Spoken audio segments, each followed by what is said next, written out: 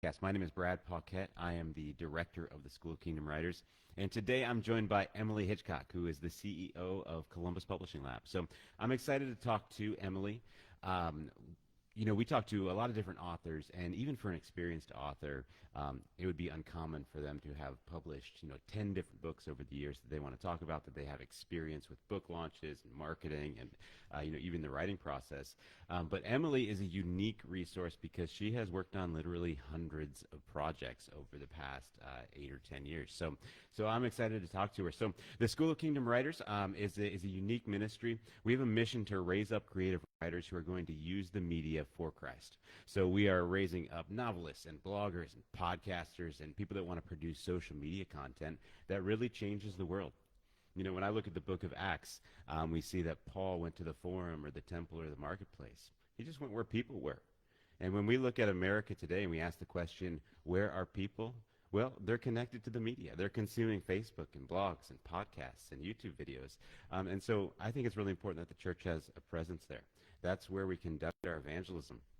And not just from an evangelistic perspective, but I think entertainment really leads the conversations that we can have. A lot of times we blame politics or the news media for kind of what's happening in America. But before it ever becomes an issue today, in the news or in politics, first there was entertainment about it. There was entertainment that was creating, a pretense for the conversations that we're having. So it's so important that we invest in the media as Christians to evangelize, to change the culture, and just to love people where they are. So thanks for joining us today. This is take 2 of this podcast. We did this on Thursday. You may have caught the live broadcast on Thursday, but we had some audio difficulties. So we're going to do take 2 again, which I'm excited about because I think it will be even better. So Emily, welcome. Thanks for joining me today. Yeah, thanks for having me, Brad. Yeah, I was thinking about I have this memory that, and I don't know, sometimes you remember these little tiny things and it's like, why is that even like something that I remember? But there was a time when I knew that you were going to be different. And so Emily runs Columbus Publishing Lab. She's the CEO of it.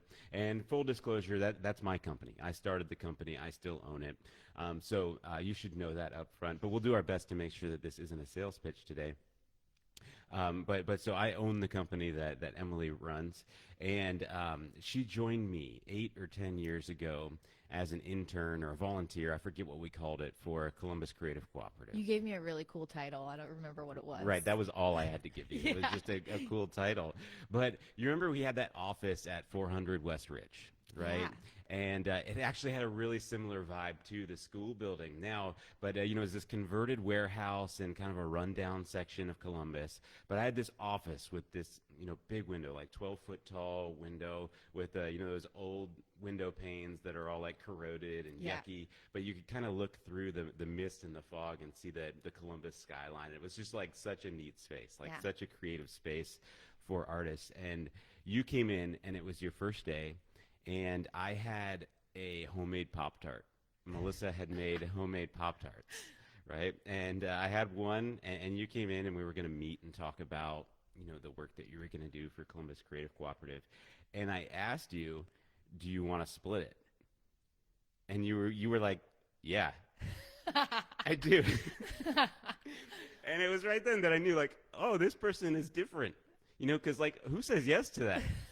Right, like somebody you like hardly even met before offers to split a homemade Pop-Tart with you. Like anybody would be like, no, I'm good. Like, no, thank you. Forget about it. But you said yes to that, and I was like, oh, this person's gonna be my friend, and they really see the world differently. So, do you remember that? I don't at all. All right. Well, it's just, and I don't like Pop-Tarts, so.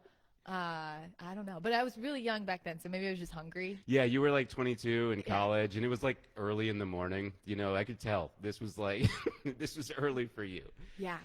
And so you've had all this time to work with me. Why don't you, just for the benefit of our audience, what do you do? What's your job? So I help authors at every level of the publishing process take their books from manuscript, or even sometimes before that, from before they even have a manuscript, and walk them through the publishing process.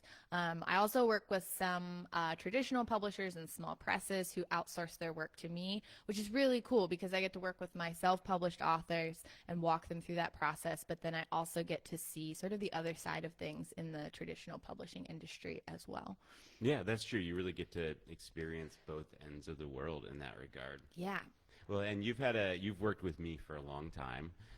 You're sort of my protege, right? And so, what's that been like for you? You know, so if there was like a potential student who's kind of thinking about walking into a similar relationship, what's that like?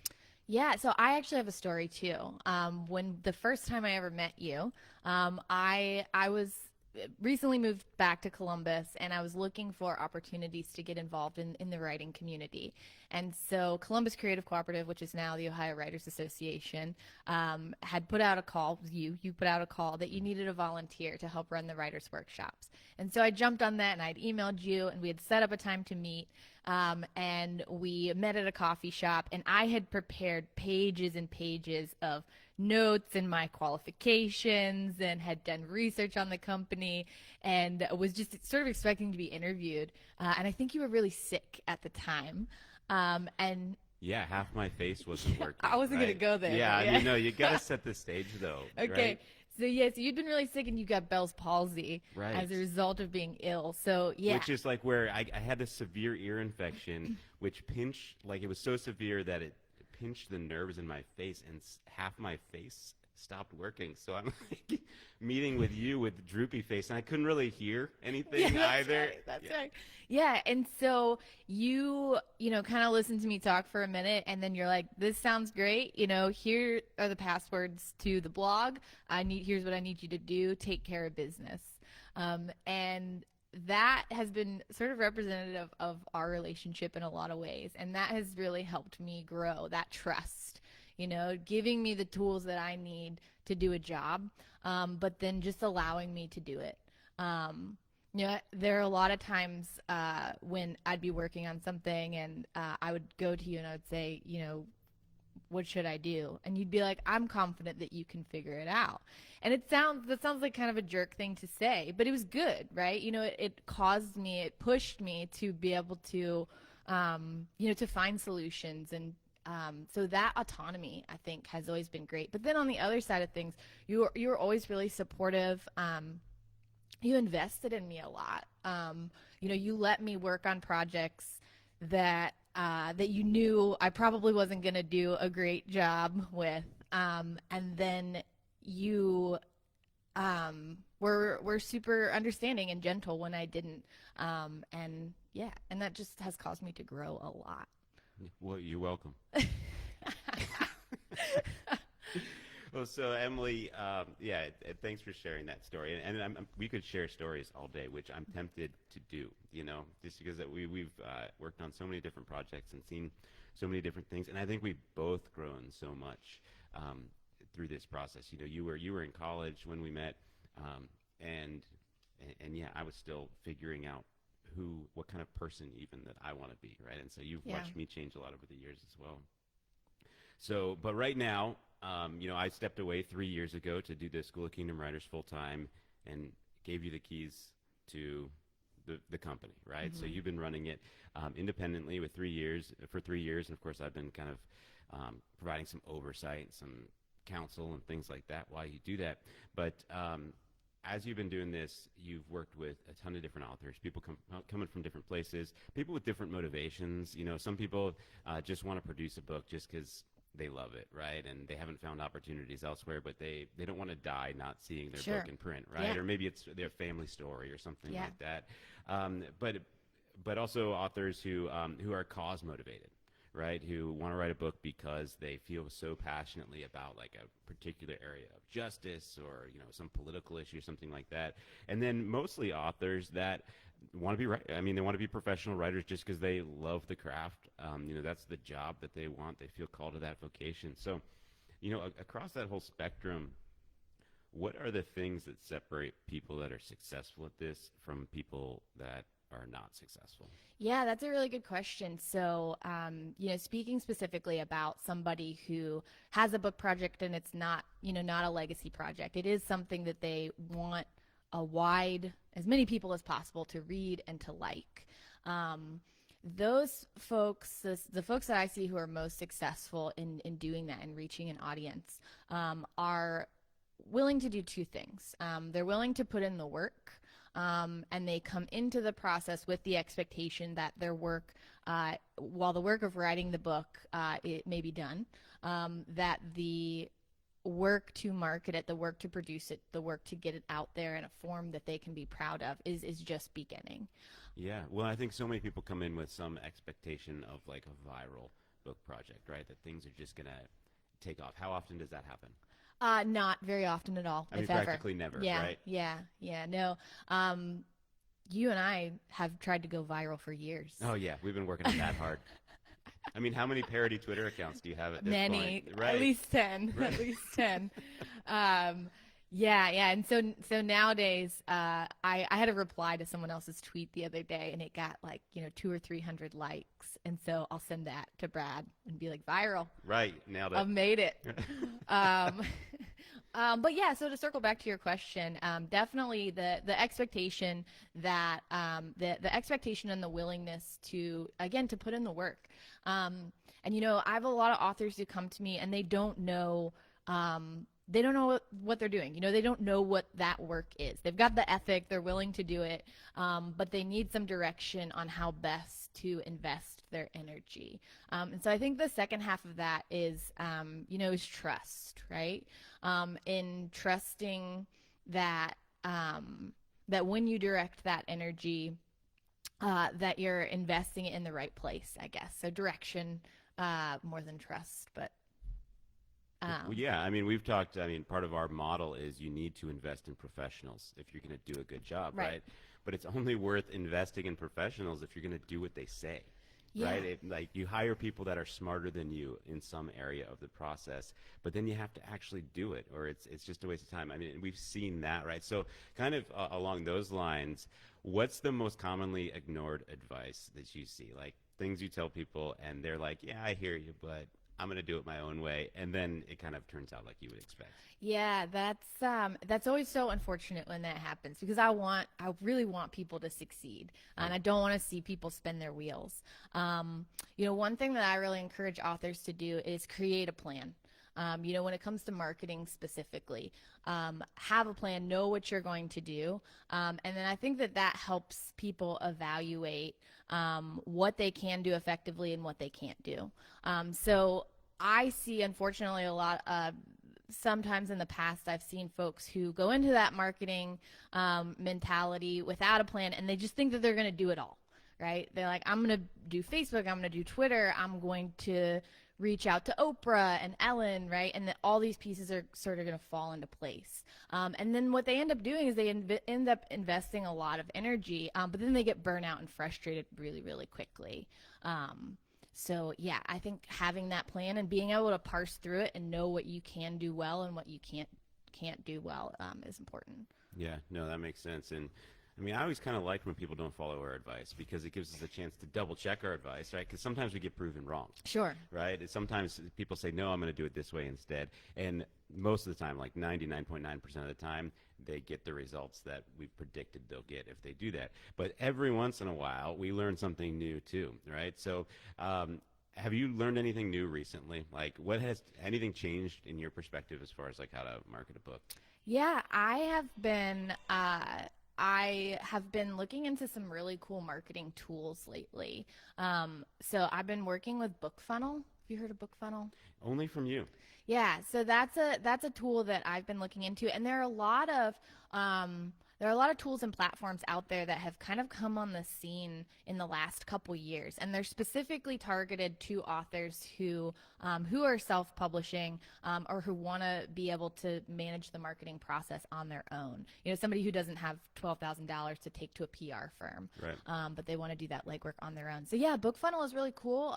It's a platform that allows you to give away ARC copies of your book, so advanced review copies. And then even when a book is out, it kind of gives you this platform. You can sync it with your mailing list, and they create like landing pages for you for email marketing campaigns, all sorts of different things that you can use surrounding a book launch. So that's been really cool. That is cool. And so, like, how do you evaluate something like that? Because we've seen so many different platforms and things like that over the years, and most of it's crap, right? Most of it isn't really solving a problem, but it's rather like, hey, I could get authors to go for this, right? Right. Or like, I see authors spending money this way, so they should give me that money instead. So when you're evaluating like a new platform or a new system for marketing, what are you looking at? How do you separate it out? Yeah, that's such a good question because actually for a while I was really turned off by platforms like that because I had seen so many that again were just not effective or they were selling authors things that they didn't need. Yeah. So yeah, BookFunnel specifically, a traditional publisher that I work with, she had some of her clients had worked with it, and so she told me that it was of value, and I trust her opinion. And then I just jumped in and contacted their support and chatted with them. They were really knowledgeable. They knew what they were talking about. I definitely seek out reviews, people who have worked with a platform in the past. And I think authors are great about talking about their experiences too. So, I'm part of some gigantic self-publishing Facebook page. And I pay attention to what authors are saying on there in terms of what value they're getting out of services. Yeah, how often? So I'm sure we get the same ads, right? Like when you're trafficking and publishing and writing, when you go on Facebook, you're going to get all these ads for like, hey, buy my book launch plan or like be a part of this platform or this group or whatever. How much of that stuff do you think is even worth experimenting with? And obviously, like you have the capacity, like when you can experiment with something kind of from some supervisory perspective, right? That's different from an author that's like has very precious marketing dollars. So like how much of it is worth even looking into? Not very much of it in my experience. I get a lot of those ads as well, and sometimes I'll follow them. I'll follow the worst ones, right? Because I also want to see the other side of it. I want to see what, I don't know, misconceptions are being pushed out there. So yeah, I would be very careful. I wouldn't waste any time or energy on something that you can't sort of verify that folks have used and gotten value out of. And I'm not talking about just like when you get an ad on Facebook and there's a testimonial there, I love this, it worked for me, that Right. sort of thing. But yeah, really digging into legitimate other authors who have used it. Mm-hmm. No, that's good. That's good. And you've been telling me about some new strategies for book launches, which I think is cool because when we started the company, we really based it a lot on that 5-step development program that I had developed and that I had taught for a while, which has since been replicated like by lots and lots of people. I got an advertisement the other day for the 5-step the 5-step book production plan. I was like, what? Did you send them a cease and desist? No, I didn't. I just ignored it. But I did. No, I didn't ignore it. I clicked through, and I noticed that their steps were different. So they liked the 5-step thing, but as we know, there are a lot of companies that don't actually do very good production, and so I don't think they wanted to claim that they were going to do exactly those 5 steps, but they had adapted parts of the model. We're going to do 5 things. Yeah, we'll do 5 things for you. Yeah. You'll have roughly a complete book. Don't worry about what they are. Don't look inside. Yeah. But so you've been doing some cool stuff with book launches, though. So what are you seeing? Like, what's kind of part of your plan now that is new? Yeah, so one thing that I've been working with authors on recently is doing both a hard launch and a soft launch when a book comes out. What's that mean? Yeah. That sounds like nonsense, Emily. It means different things to different people. I don't know. I actually thought I was putting together some notes before we talked, and I was like, I should look up what the definition of a hard launch and a soft launch is. So, yeah, I mean, I think to me, a hard launch is the date on which you are going to tell the world that your book is out there. Yeah. And then a soft launch is when your book is available, but you haven't put it on social media yet. You may have released it, told your friends and family about it. And that's sort of part of my plan that I've been developing with authors. And so the benefit of a soft launch is to get a book up there on Amazon, not on pre-order. but it is actually available on Amazon. You can't leave a review for a book on Amazon if it's still in pre-order. Right. And so reviews are a big component of a book launch campaign. I think you want to try to get as many reviews up on Amazon as possible, as quickly as possible. So then when you are telling the world about the book and you have, someone who's not your mom or your best friend going to check it out, they can see, 25 other people have already checked out this book and have cared enough to leave a review. So the purpose of a soft launch, especially ebooks, play a big part in this. So I recently have had authors put their ebook up, make it live, but price it really low. Price it at 99 cents. You're not going to make any money off of those 99-cent sales. But then you go to your email list, your inner circle, your street team, your friends and family, folks that you can depend on to call in a favor. So you're going to send them an email and you're going to say, hey, my book isn't released yet, but I want you to go to Amazon and buy it for 99 cents. With the expectation that then sometime before your hard launch date, let's say that's, a week after your soft launch date, they're going to go and leave a review on Amazon for that book. And so you're going to sort of seed those reviews on your listing before your hard launch. And those reviews are going to show up as verified purchase reviews. Right. And so you can leave a review for a product on Amazon. Let's say you buy a book on Barnes & Noble, you can still go to Amazon and leave a review for it. But Amazon can make it harder for that review to go live. Right. And a lot of people don't know that, right? That Amazon manipulates reviews and they take them down, and they don't disclose why they take them down or when they take them down or anything. But verified purchases are more likely to stick, right? Exactly. Yeah. And so then at some point before your hard launch, you change the price of your ebook. So you don't want it to be 99 cents forever. You want it to be priced at $9.99 or whatever your price point is. So no one needs to know that anyone who left a review bought it at 99 cents because you're not telling anybody about it at that point. So yeah, that's one thing that I've been playing around with, and it's been really effective for authors. I think that there is this moment as a book launch comes up, as that hard launch comes up, when authors are suddenly like, oh no, I have to do all these things. And it feels impossible if you're starting 2 days before your book is going live. Well, I think the fear with a strategy like that is that you're going to cannibalize your initial sales, right? Like you've got like 50 people in your life, like your mom and your teachers and, people in your church group or whatever that you can count on are going to buy this book. And it's like, I'm going to make $15 off of those sales now instead of $250 that I was expecting. But that's not the reality, right? I mean, the reality is that you have to cannibalize those sales if you're going to have any long-term results. Exactly. And that's a really great question. I'm glad you brought that up because I get that question from authors all the time. And so part of my strategy is, prodding folks and like keeping them in the loop. You're keeping in contact with those 50 people, right, who are in your inner circle. So you're initially going to send them an email, tell them exactly what you want them to do, prod them to buy the ebook. But then you're also going to send them a follow-up email, in a week and say, hey, now's the time, go leave your review. And then you're also going to email them on your hard launch date and say, thank you so much for leaving your review and for buying my ebook. And you're going to say the paperback is now available, for $14.99. And if those 50 people are your friends and your family, they're going to be excited for your hard launch date and even more invested because they played a part in that, and they're going to go and buy the paperback anyway. That's a really good point. Yeah. That's cool. So how, generally, how do you adapt this stuff for faith-based writers?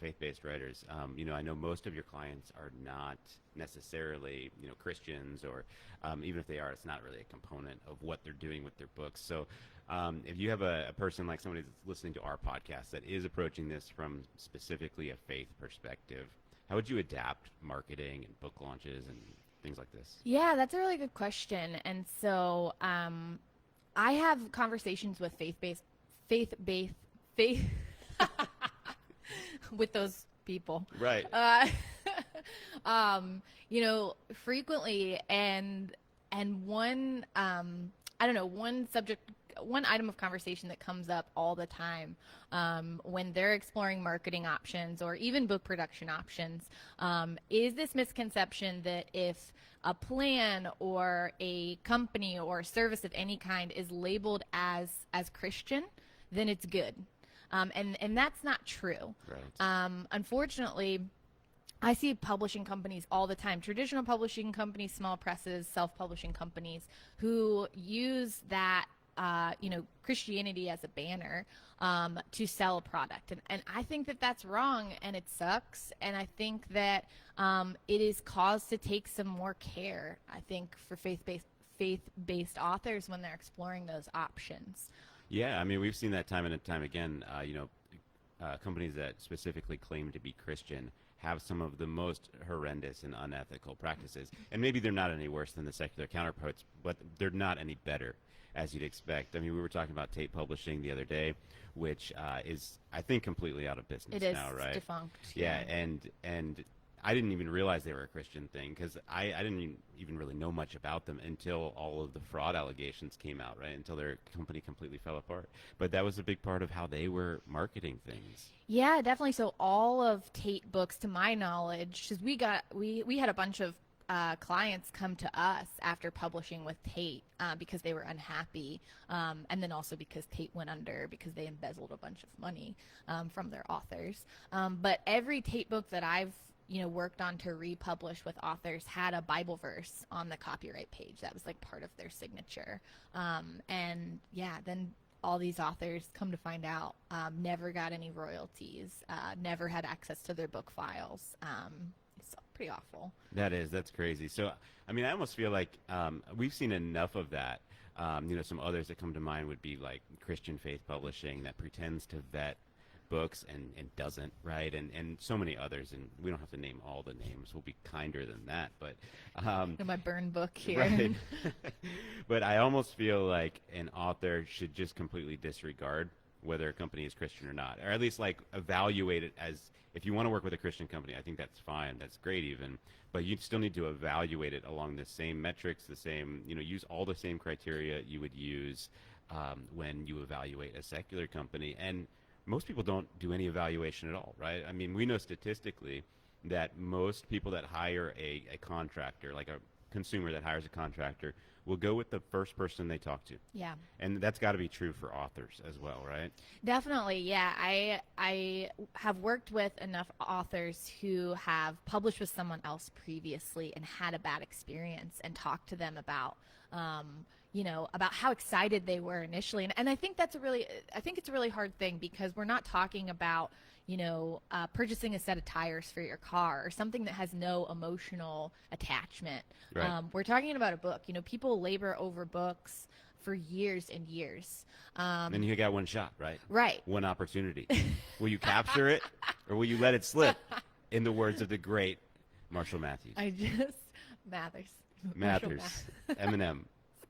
I should have just said Eminem. I should have just started beatboxing.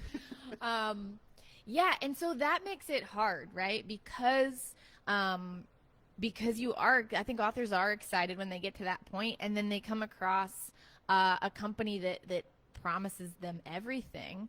They're ready to go. Actually, when you and I were first starting the company, I did a bunch of research on self-publishing companies. And so I went to Author House, and Author House is this huge self-publishing company. They're terrible. And allegedly.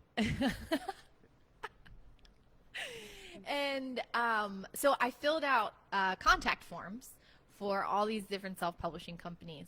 And I ended up having a long conversation with someone from Author House who just promised me everything, promised me a movie deal,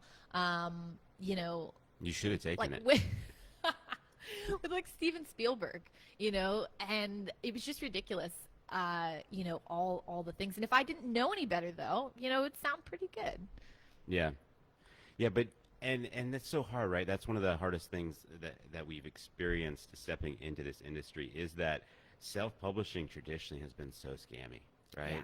And so we've spent so much time convincing people that, no, if you do it right, there really are good opportunities. But really big if here, you have to do it right, Yeah. right? And it only works if you do it right, if you invest just like a big company would. But or kind of in a similar manner, according to the 5 steps in the self-publishing handbook. But you've kind of put all of your eggs in this self-publishing basket, right? Why?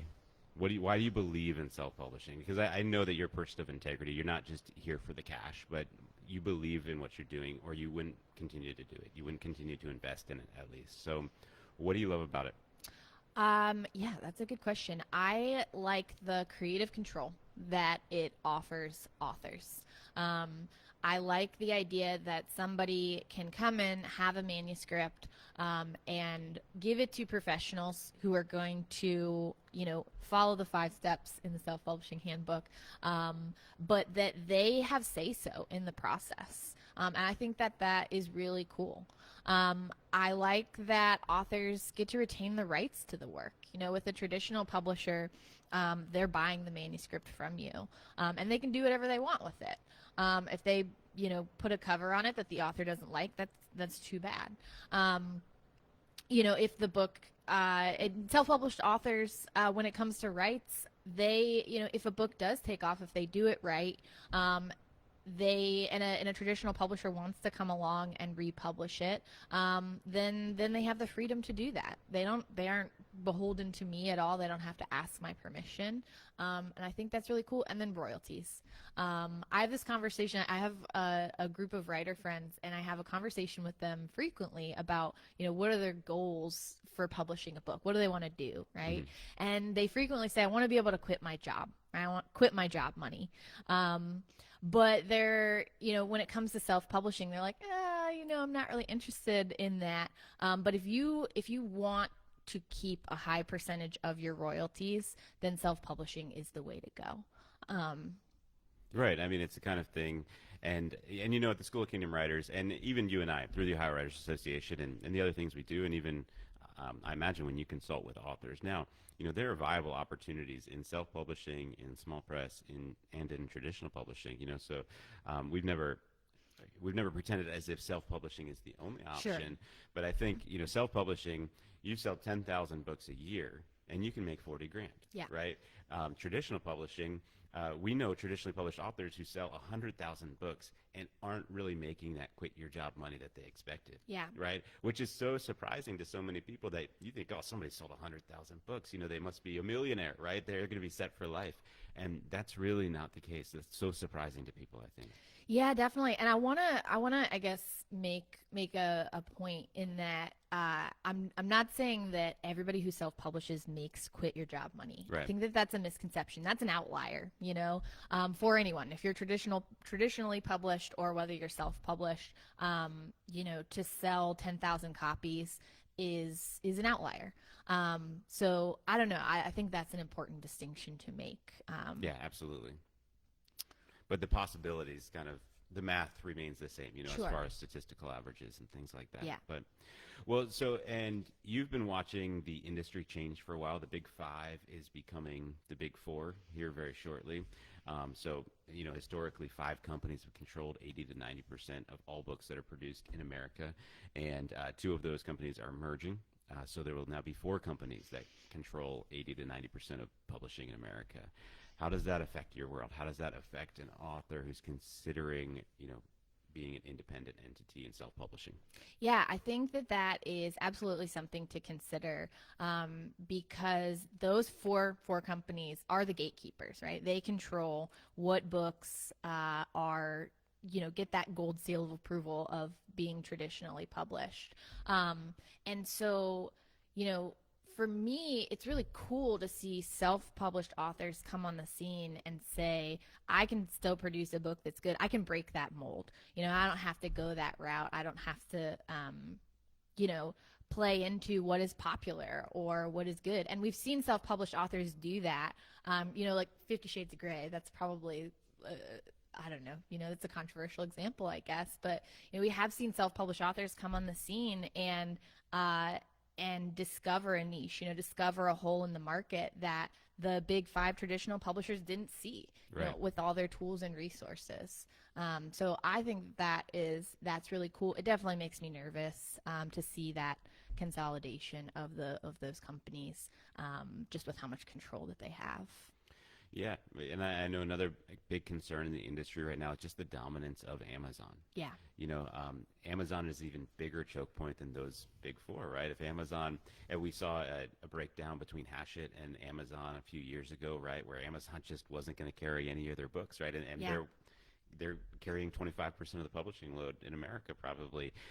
So that can be even more burdensome and worrying for a self-published author, right? If Amazon, for some reason, decides that they don't want to carry your book, as we saw recently with one of your clients, the subject was considered too controversial, and so they severely limited the distribution of that book, wouldn't carry it on their platforms and things like that.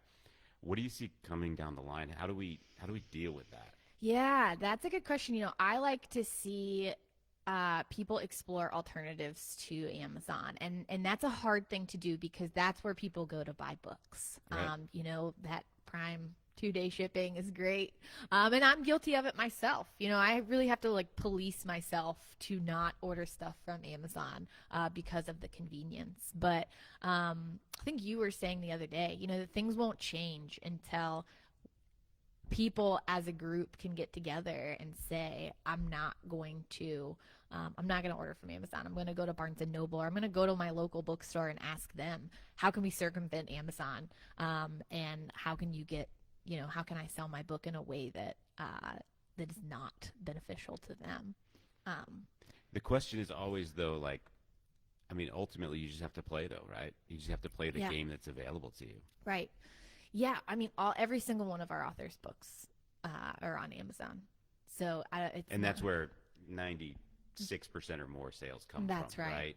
Yeah. And we've tried hard to work around it and don't yet have like a great solution, do we? Yeah, no, we do not. And so this is something that has been really pervasive in the industry for quite a while. At least, especially in the last 5 years, as Amazon has ballooned their reach even more.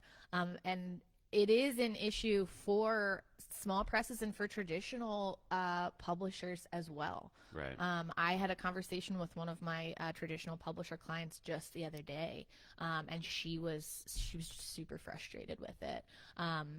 So you and I had an idea a few years ago that we were going to start an Amazon alternative. Right. Fair Trade Books. Fair Trade Books. I think we still own the domains, right? I think so. We have a really cool logo. Right, we did.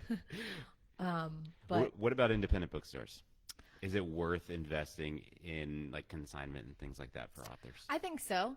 It's a question that I get a lot. So what does that mean for our audience, Yeah, so consignment with an independent bookstore. So a big box store like Barnes and Noble is not going to be interested in carrying your book on consignment, which means you provide the bookstore with a certain number of copies, and they're going to have an invoicing structure for you, a split of some kind.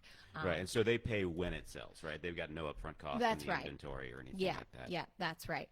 And so big box stores like Barnes and Noble, who are slowly dying a slow and painful death by Amazon, are not going to be interested at all because they want to carry James Patterson and Stephen King and books that they know are going to make them a lot of money and don't involve any risk for them. But local bookstores, on the other hand, are great. Part of the reason why they have thrived in some ways where Barnes and Noble has failed is because of their support for local and independent authors. And so I definitely think that it is worth putting in some legwork and going to your local bookstore and asking them, what consignment options do you have? And you will typically get a great response from them. That being said, the bulk of my author sales still come from online sales, and especially now, of course, in the past year, nobody's going anywhere. But I think it's cool to support local bookstores, and then I also think it is, a sign of legitimacy to be able to say, hey, you can walk into the book loft and you can see my book there on the shelf. Yeah, no, that makes sense. Well, and the last thing I wanted to talk to you about, Emily, was you've developed this writing coaching area of the business, and that's really been kind of your project that you've initiated, and it seems it's cool to me because we started this company initially because people just kept coming to us for it, right? I was primarily doing web marketing stuff, and that's what when I hired you as a real employee, it was to help as like an assistant with the marketing stuff that I was doing. And authors just kept showing up, right? And they wanted us to do marketing at first, but then they came for other purposes and things like that.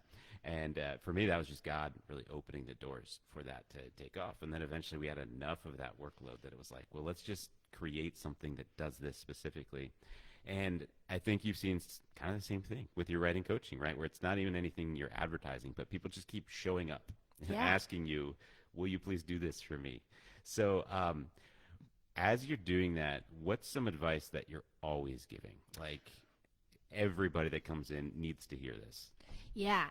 In a writing coaching scenario, I constantly remind authors, writers, that you're here to write. You're here to get this down. Don't even think about your cover design right now. Right. You are here. Nothing's going to happen unless you write this book. And so I think that's really important. That focus.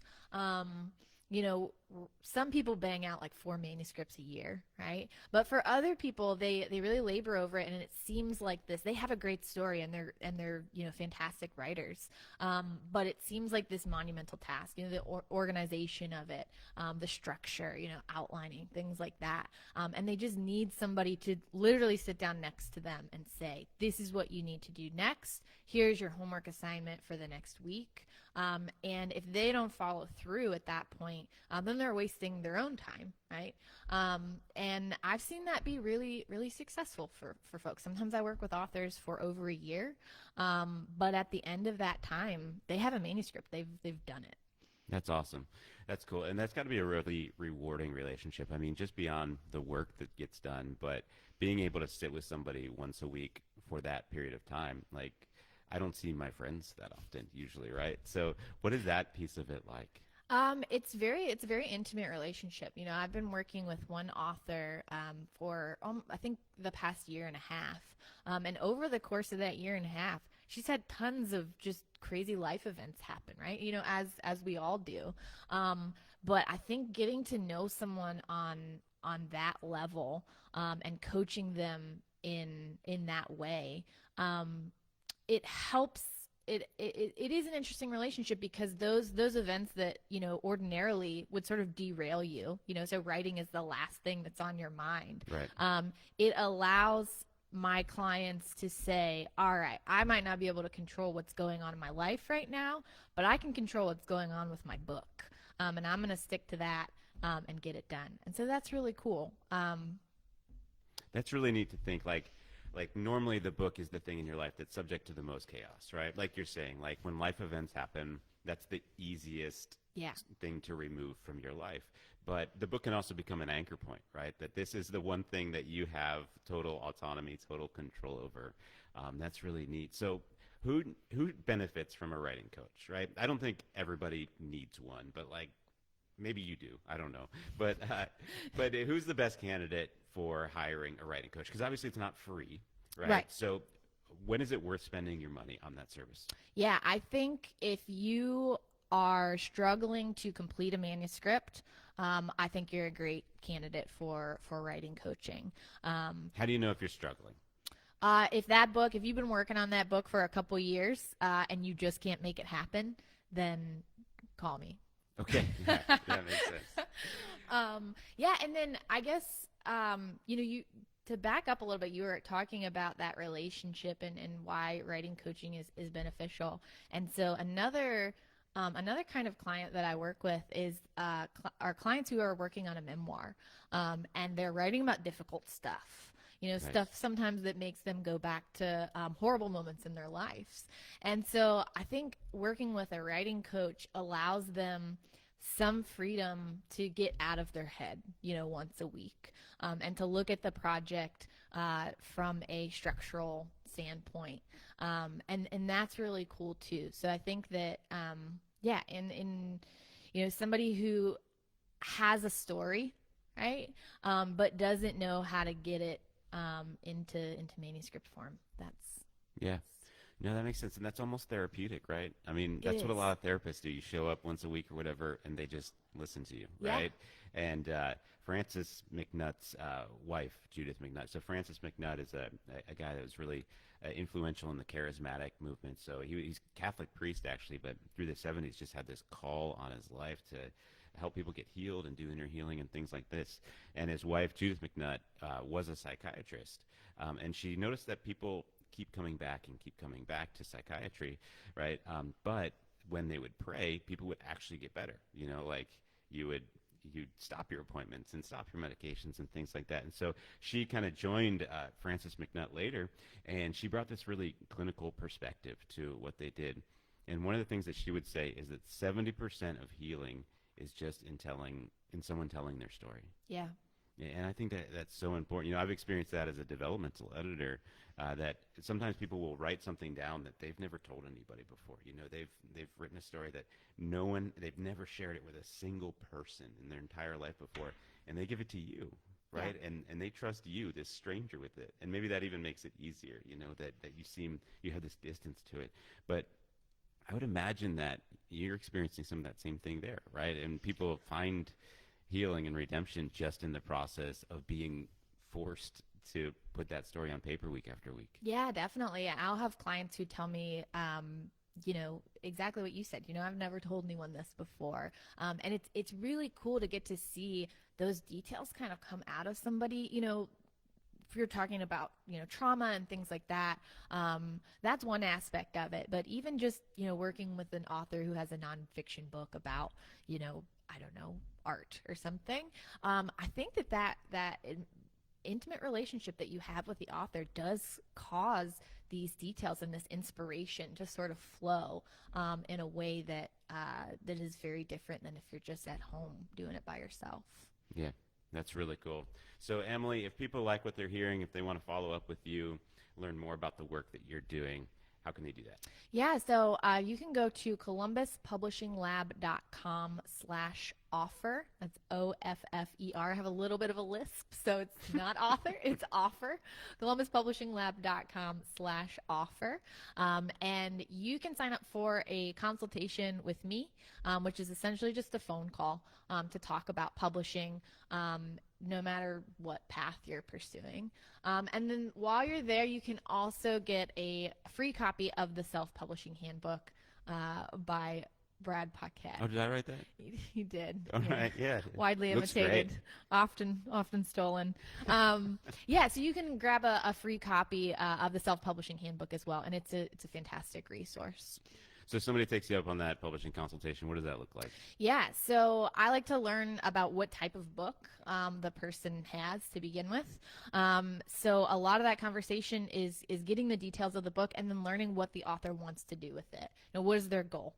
Is this a family project? Is this a project that you want to reach 10,000 people with? And then talking about what steps make sense. And then also I just do a lot of general answering questions about the nitty gritty of publishing. So how does distribution work? What is print on demand? What can I expect to pay for editing? All those different sorts of questions. Cool. Awesome. Well, Emily, thank you so much for joining us. So once again, this is Emily Hitchcock. She's the CEO of Columbus Publishing Lab, and we really appreciate your time. Yeah. So Emily has worked with literally hundreds of authors to publish their books, and so that just gives her and I the opportunity to see lots of people who have done it well and lots of people who have done it poorly, and to learn from those mistakes over time. And in fact, we named the company Columbus Publishing Lab because just recognizing that it's always an experiment, and we always have more to learn. And this is sounding like a sales pitch now, and I'm sorry. We said we wouldn't do that. But just the idea that there isn't one model that we just wanted to cram everybody through and say, oh, now you have a book, now you're done. But rather, our intention was to help authors reach their objectives, to reach audiences. And so in order to do that, the market's always changing. We need to keep learning and keep experimenting and trying as well. So, Emily, thanks for joining us. Yeah. And so, this company, Columbus Publishing Lab, once again, I do own that company, so you should know that. Full disclosure right up front. But it's really informed so much of the School of Kingdom Writers, because we've seen so many authors succeeding and failing, and we've worked with self-publishers and traditional publishers and small presses and really everybody in between. Over those years, I was able to see kind of what are the common things that every author needs to be successful. They're good paths along each of those things: self-publishing, traditional publishing. People can be successful on each of those paths. So what's common among those paths? What's different? What's unique to the path? How's an author take into account their unique calling and things like that? And that's really the origin of the School of Kingdom Writers program in a lot of ways. And I think that God has used that to develop those skills and develop that knowledge set over the years. So thank you again, Emily. Thank you for joining us on our podcast today. If you liked it, please go ahead and leave a comment. If you're watching it live on Facebook, leave a comment, say hello, and then I want you to click that share button. I want you to click the share button and send this podcast to somebody that's going to benefit from it right now. If you're listening to us later on, please take 1 second right now and make sure that you're subscribed to the School of Kingdom Writers podcast so that you can hear our future interviews with authors, publishing professionals, and just all kinds of creative people that God is using to advance the kingdom in America and around the world right now. So thank you for joining us, and be blessed.